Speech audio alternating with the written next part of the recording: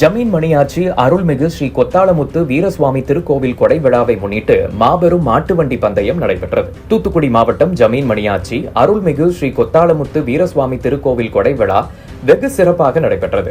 இதில் மாபெரும் மாட்டு வண்டி பந்தயம் காலை 6 மணிக்கு துவங்கியது. மணியாச்சி ஜமீன்தாரர்கள் கொடியசைத்து மாட்டு வண்டி பந்தயத்தை துவக்கி வைத்தனர். இந்த மாட்டு வண்டி பந்தயம் பெரிய மாட்டு வண்டி பந்தயம், சிறிய மாட்டு வண்டி பந்தயம் என 2 பிரிவாக நடைபெற்றது.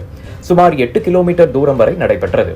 இதில் மாட்டு வண்டி பந்தயத்தில் வெற்றி பெற்றவர்களுக்கு மணியாச்சி ஜமீன்தாரர்கள் பரிசு கோப்பையும் மற்றும் ஊக்கத்தொகையும் வழங்கினர். அதில் பெரிய மாட்டு வண்டி பந்தயத்திற்கு முதல் பரிசு 1 லட்சம் ரூபாய், 2ஆம் பரிசு 75,000 ரூபாய், 3ஆம் பரிசு 40,000 ரூபாயாக இருந்தது. சிறிய மாட்டு வண்டி பந்தயத்திற்கு முதல் பரிசு 75,000 ரூபாய், 2ஆம் பரிசு 50,000 ரூபாய், 3ஆம் பரிசு 25,000 ரூபாயாக வழங்கப்பட்டது. மேலும் இந்த மாட்டு வண்டி பந்தயத்தில் பல ஊர்களில் இருந்து வந்து கலந்து கொண்டனர்.